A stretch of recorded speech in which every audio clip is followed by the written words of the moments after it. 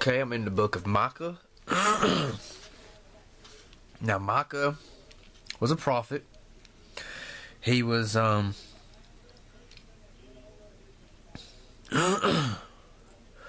prophesying to the more of the common people in the kingdom of Judah. So it says, "In the word of the Lord that came to Micah, the Morishthot, in the days of Jotham, Ahaz, and Hezekiah, kings of Judah, which he saw concerning Samaria and Jerusalem." And Samaria, of course, is the northern kingdoms of Israel, or a portion of them. He says, "Hear, all you people, hearken, O earth, and all that therein is, and let the Lord God be witness against you, the Lord from his holy temple. Behold, the Lord cometh forth out of his place, and will come down and tread upon the high places of the earth.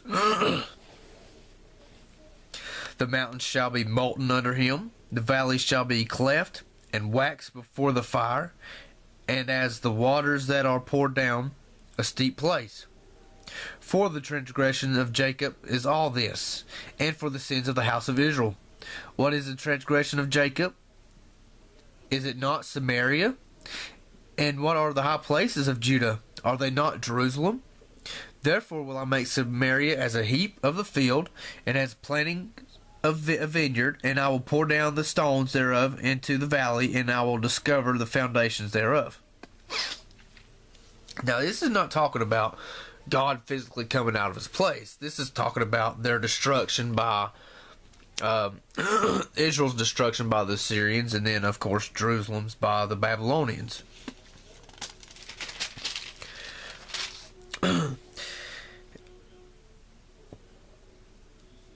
He says, "Make thee bald, and poll thee for thy delicate children. Enlarge thy baldness as the eagle, for they are gone into captivity from thee." So he's prophesying of their future captivity. He says, "Woe to them that devise iniquity and work evil upon their beds. And when the morning is light, they practice it, because it is in the power of their hand.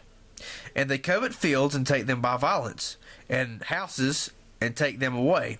So they oppress a man in his house, every man and his heritage. Therefore thus saith the Lord, Behold, against this family do I devise an evil, from which ye shall not remove your necks, neither shall ye go haughtily, for this time is evil." He says, "Arise and depart, for this is not your rest. Because it is polluted, it shall destroy you, even with a sore destruction. If a man walking in the spirit and falsehood do lie, saying, I will prophesy unto thee of wine and strong drink, and he shall even be the prophet of this people. I will surely assemble, O Jacob, all of thee. I will surely gather the remnant of Israel. I will put them together as the sheep of Bozrah, as the flock in the midst of their fold. They shall make a great noise by reason of the multitude of men. The breakers come up before them. They have broken up, and have passed through the gate, and are gone out by it. And their king shall pass before them, and the Lord shall be the head of them." Now, this chapter starts by their judgment, and of them going into captivity, and Jerusalem being destroyed. But, in the last part, is talking about God gathering the remnant of Israel and bringing them back and possessing the land, and of course the Lord is the head of them. This is more of doom and deliverance. "And I said, Hear, I pray you, O heads of Jacob, and ye princes of the house of Israel, is it not for you to know judgment? Who hate the good and love the evil, who pluck off their skin from off them, and their flesh from off their bones. Thou shalt cry unto the Lord, but he will not hear them. Then shall they cry unto the Lord, but he will not hear them. He will even hide his face from them at the time, as they have behaved themselves ill in their doing. Then shall the seers be ashamed, and the diviners confounded. Yea, they shall all cover their lips, for there is no answer of God. But truly I am full of the power of the Spirit, by the Spirit of the Lord, and of judgment and of might, to declare unto Jacob his transgressions, and to Israel his sin. So he's saying the kings and the princes and all that, you don't have to know judgment also, so they're going to face judgment, and of course their destruction is their judgment, is their fate. And then he said they'll cry to the Lord, but he'll hear him not, he'll turn his face from them. He says they build up Zion with blood and Jerusalem with iniquity. The heads thereof judge for reward, and the priests thereof teach for hire, and the prophets thereof divine for money. Yet will I lean upon the Lord, and say, is not the Lord among us? None evil can come upon us. Therefore shall Zion for your sake be plowed as a field, and Jerusalem shall become heaps, and the mountains of the house as high places of the forest. See, they're so prideful, they're thinking, well, God's not going to do nothing to us. Now this is futuristic. He says, but in the last days it shall come to pass that the mountains of the house of the Lord shall be established in the top of the mountains, and thou shalt be exalted above the hills, and people shall flow into it. And many nations shall come and say, come, let us go into the mountains of the Lord, and to the house of the God of Jacob, and he will teach us his ways, and we will walk in his paths. For the law shall go forth out of Zion, and the word of the Lord from Jerusalem.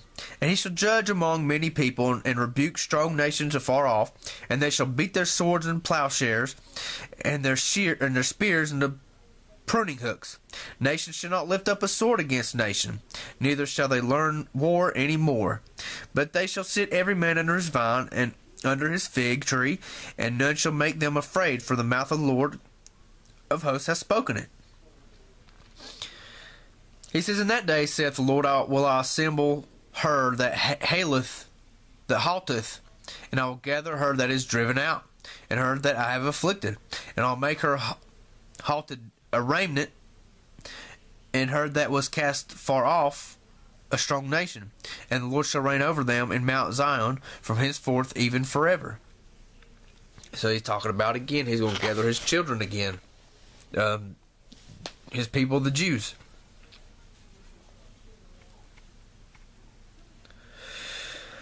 Now this is more suffering, which they'll go through. Be in pain and labor to bring forth, O daughter of Zion, like a woman in travail. For now shalt thou go forth out of the city, and thou shalt dwell in the field, and thou shalt even go to Babylon. There shalt thou be delivered, and the Lord shall redeem thee from the hand of thine enemies. Now also many nations are gathered against thee, that say, let her be defiled, and let our eye look upon Zion. But they know not the thoughts of the Lord, neither understand they his counsel, for he shall gather them as the sheaves into the floor. Arise and thresh, O daughters of Zion, for I will make thine horn iron, and I will make thy hoofs brass, and thou shalt beat in pieces many people, and I will consecrate their gain unto the Lord, and their substance unto the Lord of the whole earth. See, they're going to be in pain and trouble, and even be captive in Babylon, which they all are. But there's a time period. He says, there shalt thou be delivered. That's just the first part, because there was a remnant that came back to rebuild the city and the temple. There the Lord shall redeem thee from the hand of thine enemies. And then he says, now also many nations are gathered against thee. And there's nations against them today, telling them, wanting her to be defiled and wanting her to fall. But there's going to be a time that they don't know his thoughts, and he's going to gather them. There's going to be a time that he will gather them. He says, but thou, Bethlehem, Ephratah, though thou be little among the thousands of Judah, yet out of thee shall he come forth unto me, that is to be ruler in Israel, whose goings forth have been from old, from everlasting. Therefore will he give them up until the time that she which travaileth hath brought forth. Then the remnant of his brethren shall return unto the children of Israel. That's talking about Christ, his first coming. A ruler will come up out of Bethlehem, and he was born of a virgin. And he's given that time up so he can be born. He said, therefore will he give them up until the time that she which travaileth hath brought forth. And he's even wondered from the days of old. And then, of course, they reject him, crucify him. He dies and comes back to life. And then, in a time that shall come soon, and he shall stand and feed in the strength of the Lord, and the majesty of the name of the Lord his God, and they shall abide. For now shall he be great unto the ends of the earth. And this man shall be the peace. Now this here, it says, when the Syrian shall come into our land, and when he shall tread in our palaces, then shall we raise up against him 7 shepherds and 8 principal men. And they shall lay waste the land of Assyria with a sword, and the land of Nimrod, and the entrances thereof. Thus shall he deliver us from the Syrian, and when he cometh into our land, and when he treadeth within our borders. Now, people, of course Christ didn't come and fight the Syrians. So I think they're using that as a type. The Syrians are the enemies of the Jews. But it says, and the remnant of Jacob shall be in the midst of many people, as the dew from the Lord, and the showers upon the grass, and that tarried not for man, nor waiteth for the sons of men. So they're going to be scattered out, and they are. And the remnant of Jacob shall be among the Gentiles in the midst of many people, as a lion among the beasts of the forest, as a young lion among the flocks of the sheep, who, if he go through both, treadeth down, and teareth in pieces, and none can deliver. Thine hand shall be lifted up among thine adversaries, and all thine enemies shall be cut off. And it shall come to pass in that day, saith the Lord, that I will cut off thy horses out of the midst of thee. I will destroy thy chariots, and I will cut off the cities of thy land, and throw down all thy strongholds. And I will cut off witchcrafts out of thine hand, and thou shalt have no more soothsayers. Thy graven images also will I cut off, and thy standing images out of the midst of thee, and thou shalt no more worship the work of thine hands. And I will pluck up thy groves out of the midst of thee, so will I destroy thy cities, and I will execute vengeance and anger and fury upon the heathen, such as they have not heard. See, such as they have not heard. So you think we can perceive what's going to happen in the future, but such as not heard. We don't know. Everybody has a vision, an idea, an opinion. You got different views and standpoints of it, but we don't know. And that's talking, really, this is not just going towards the Jews. This is talking about everybody. Mainly the enemies of the Jews, because it was talking about the Assyrian in destroying the land of Nimrod, which that land is desolate now, and nothing's there in Babylon and stuff, but this is, the judgment of the Lord, the day of the Lord. And now God is using Micah to reason with the people of Israel, the Judah. He says, for I brought thee up out of the land of Egypt, and redeemed thee out of the house of servants, and I sent before thee Moses, Aaron, and Miriam. O my people, remember now what Balak, king of Moab, consulted, and what Balaam, the son of Beor, answered him from Shittim unto Gilgal, that ye may know the righteousness of the Lord. And now he's asking him, will the Lord be pleased with 1,000 rams or 10,000 rivers of oil? And he told him, he says, and they asked Micah, he says, what doth the Lord require of thee, but to do justly and to love mercy and to walk humbly with thy God? So then he said something else to him. He said, the Lord's voice crieth unto the city, and the man of wisdom shall see thy name, and hear the rod, and who hath appointed it. For the rich men thereof are full of violence, and the inhabitants thereof are spoken lies, and their tongue is deceitful in their mouth. Therefore will I make thee sick and smiting thee, and making thee desolate because of thy sins. Thou shalt sow, but thou shalt not reap. Thou shalt tread olives, but thou shalt not anoint thee with oil and sweet wine. But thou shalt not drink wine. And he's telling them they're going to make them a desolation, make the place desolate. And then, of course, they respond. And then they say, woe is me, for I am as when they have gathered the summer fruits and the grape gleanings of the vintage. There's no cluster to eat. My soul desired the first ripe fruit. The good man is perished out of the earth, and there is none upright among men. They all lie in wait for blood. They hunt every man his brother with a net, that they may do evil with both hands earnestly. The prince asketh, and the judge asketh for reward, and a great man, he uttereth his mischievous desire, so they wrap it up. Trust ye not in a friend, put ye not confidence in a guide. Keep the doors of thy mouth from her that lieth in thy bosom.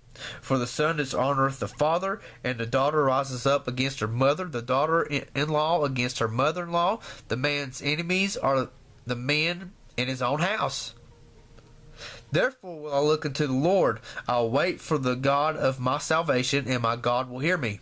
Rejoice not against me, O mine enemy. When I fall, I shall arise. When I sit in darkness, the Lord shall be a light unto me. I will bear the indignation of the Lord, because I have sinned against him. Until he plead my cause and execute judgment for me, he will bring me forth to the light, and I shall behold his righteousness. Then she that is mine enemy shall see it, and a shame shall cover her, which said unto me, where is the Lord thy God?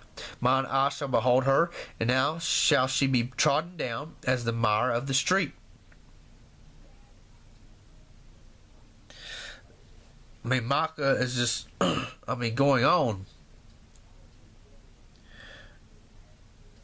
Because of what they're doing. It shows their suffering and their wickedness, but yet in their judgment. Now, what's going to happen to them, Because he's going to execute judgment. God had his mind set up to execute judgment on them. He says, according to the days of thy coming out of the land of Egypt, will I show unto him marvelous things. The nations shall see and be confounded at all their might. They shall lay their hand upon their mouth, their ears shall be deaf. They shall lick the dust like a serpent, they shall move out of their holes like worms of the earth, and they shall be afraid of the Lord our God, and shall fear because of thee. Who is a God like unto thee, that pardoneth iniquity, and passeth by the transgression of the remnant of his heritage? He retaineth not his anger for ever, because he delighteth in mercy. He will turn again, he will have compassion on us, he will subdue our iniquities, and thou wilt cast all their sin into the depths of the sea. Thou wilt perform the truth to Jacob, and the mercy to Abraham, which thou hast sworn unto our fathers from the days of old. So again, this book is basically their judgments that's going to happen to them, and the stuff they're going to endure through their life, through generations, even today. But in the end, it's got to pass. That time has got to pass for the transgressions to be clear. And then, which is going to happen because he's, promised them they're going to receive their heritage. And everything's going to be back to the way it was as the days of old. The land set up, he'll be among them and be the king of the whole earth, which he created. So that's Micah, if it makes sense. I mean, it's basically him talking against them, and then what's going to happen to them, and then their future. But I hope it wasn't scattered, and it kind of, you can get a grasp of what Micah's about, and and just go from there. All right.